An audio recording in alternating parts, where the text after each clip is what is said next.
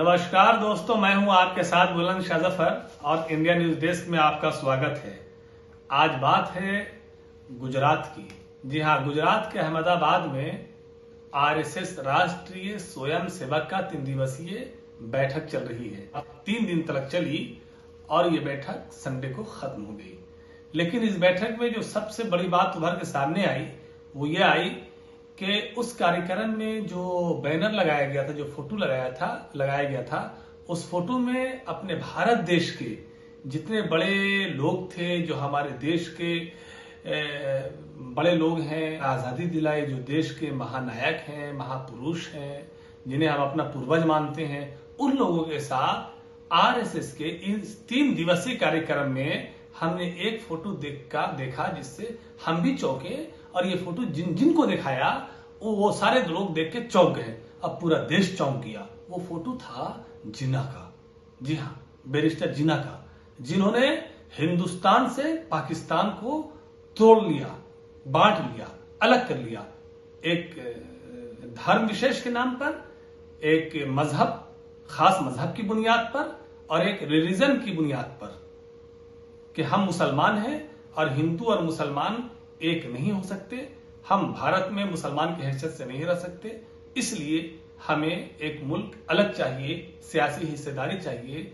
और सियासी हिस्सेदारी के नतीजे में पाकिस्तान बांट के जिन्ना हिंदुस्तान से अलग हो गए। इस तरह से उन्होंने हिंदुस्तान को तोड़ दिया, हिंदुस्तान की विभाजनकारी की।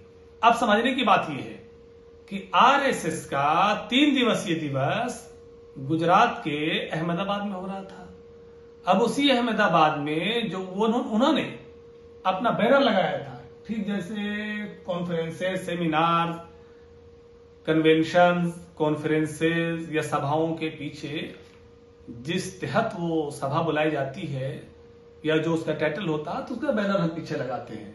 तो बैनर पीछे लगा हुआ था। ये देखिए, आप देखिए, आरएसएस का पोस्टर है। ये देखिए, ये आरएसएस का पोस्टर है जो इन्होंने लगा रखा है। ये देख लीजिए, सावरकर के नीचे आरएसएस ने ये लिखा है कि ये राष्ट्रभक्त थे, मगर भटक गए, मिसगाइड हो गए और इन्होंने एक अलग राष्ट्र की मांग कर ली, मिसगाइड होके, पॉलिटिकल मिसगाइड हो गए।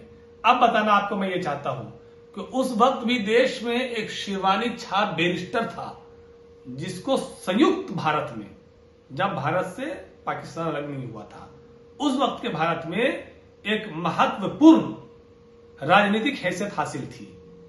आज भी एक विदेशी बैरिस्टर है शिवानी छाप, वो भी राजनीतिक हिस्सेदारी की बात करते हैं। अब उनका तो मैं सिर्फ इंडिकेट कर रहा हूं, बाकी आप खुद समझदार हैं, समझ जाएंगे कि मैं किसके बारे में इशारा कर रहा हूं। तो उस बैरिस्टर जिन्ना ने देश को अलग कर दिया, विभाजित कर दिया, इस मुल्क को 2 नेशन 2 थ्योरी की बात किया और उसको लागू कर दिया। लेकिन इसी पर हम बस नहीं करेंगे। देश को बांटने में, देश का टुकड़ा पर्चा करने में सिर्फ ये नहीं कि मिस्टर जिन्ना साथ में थे, बल्कि मिस्टर जिन्ना के भी कुछ अनुयायी थे। उनके कुछ फॉलोवर थे जो मिस्टर जिन्ना के हम नेवाला हम प्याला थे, चट्टे पट्टे थे। वो भी चाहते थे कि भारत देश को बांट दिया जाए। 2 नेशन और 2 थ्योरी के टूटी हुई दूरबीन से, आप माइक्रोस्कोप से वो देख रहे थे अपने मुल्क को, कि हम अपने मुल्क को बांट दें। उनमें देखिए, सबसे पहले नाम आता है हिंदू महासभा का, सावरकर। और हिंदू महासभा के जो फाउंडर थे, हिंदू महासभा के जो बानी थे, वो कौन थे? सावरकर थे, वीर सावरकर, जिसे आज हम बोलते हैं वीर सावरकर। 1940 में यह आवाज किसने उठाई कि हिंदुस्तान से पाकिस्तान को बांट दिया जाए? यह आवाज उठाई फजलुल हक ने, जो मुस्लिम लीग के सर्वोपरि थे, मुस्लिम लीग के सरबराह थे। उन्होंने यह आवाज उठाई। लेकिन उन्होंने 1940 में यह बात कही। 1940 से पहले अगर आप जाइएगा 1937 में, यानी 1937 में, तो 1937 में यही बात वीर सावरकर भी करते थे। वीर सावरकर क्या करते थे? वीर सावरकर भी कहते थे 2 नेशन 2 थ्योरी, इसी की बात क्या करते थे। यानी 2 नेशन 2 थ्योरी की जो सबसे पहले बात की इस देश में, वो सिर्फ ये नहीं कि पाकिस्तान के वकील मिस्टर फजलुर रहमान थे, बल्कि मिस्टर सावरकर भी थे। मिस्टर सावरकर भी थे, वो उनसे कम उनका मामला नहीं है इसमें। उन्होंने भी टू नेशन टू थ्री की बात 1937 में की। लेकिन आप देख लीजिए कि 1937 में उन्होंने टू नेशन इसकी बात की, दो देश। जब उनसे लोगों ने काफी मीडिया के लोग जब काफी चर्चा में बात आई, तो उनसे जब उनको घेरा गया, पकड़ा गया, पूछा गया, तो उन्होंने कहा कि नहीं ऐसी बात नहीं, हम ये बोलते हैं कि हिंदू एक बड़ी विचारधारा अलग है, मुस्लिम एक अलग विचारधारा है। तो हिंदू मुस्लिम दोनों विचारधारा जो अलग अलग है, तो इन विचारधाराओं की बुनियाद पे मैंने ये बात कही कि टू नेशन टू थ्योरी। ऐसा मैंने तब कहा कि टू नेशन टू थ्योरी, ये कह के इन्होंने एक्सप्लेन किया, यानी अपनी सफाई दी, बचना चाहा, अपना डिफेंस किया।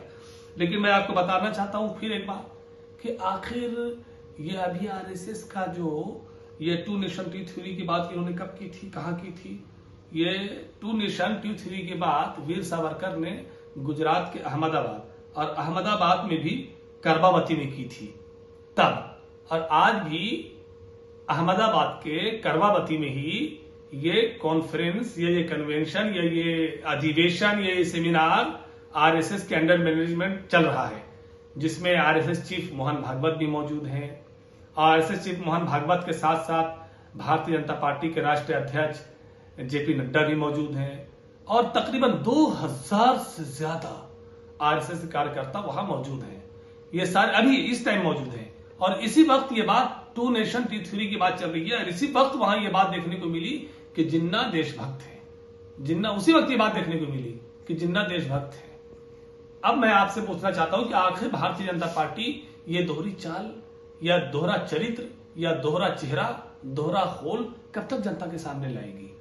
पर्दा के पीछे कुछ है, पर्दे के बाहर कुछ है, नकाब के बाहर कुछ है, नकाब के पीछे कुछ है।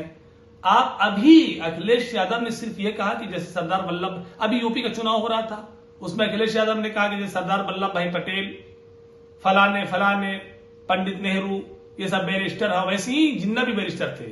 तो उसको ऐसा कैश किया भारतीय जनता पार्टी ने कि पूरे उत्तर प्रदेश के चुनाव में भारतीय जनता पार्टी के मुख्यमंत्री और Reynold chief minister Yogi Adityanath ने तमाम सभाओं में, जो उन्होंने 300 से ज्यादा सभाएं की यूपी में लोग विधानसभा के चुनाव में, उसमें इसी अखिलेश यादव किसी बयान को पकड़ के वो काफी इसको पोलराइज करने की कोशिश किया कि ये तो जिन्ना के अनुयायी हैं, जिन्ना के लोग हैं, जिन्नावादी हैं, जिन्ना वाले हैं।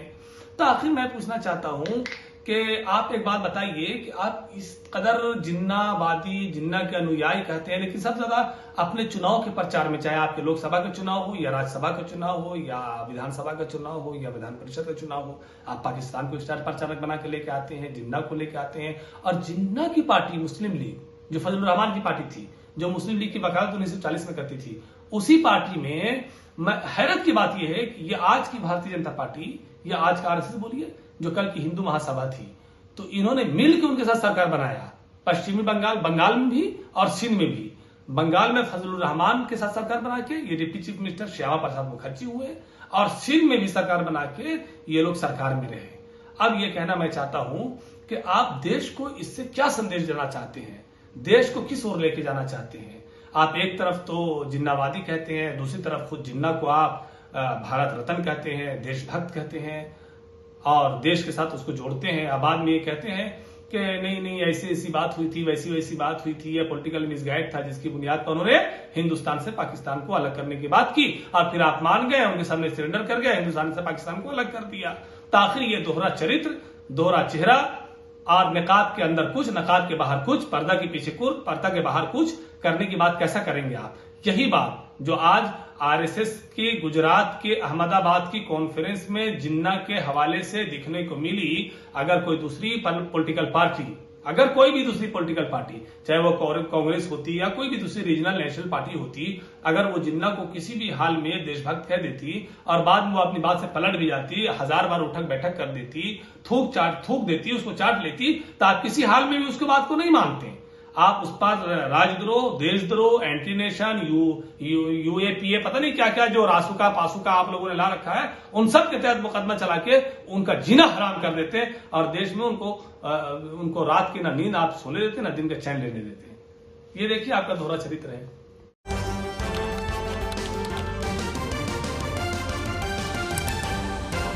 की आवाज।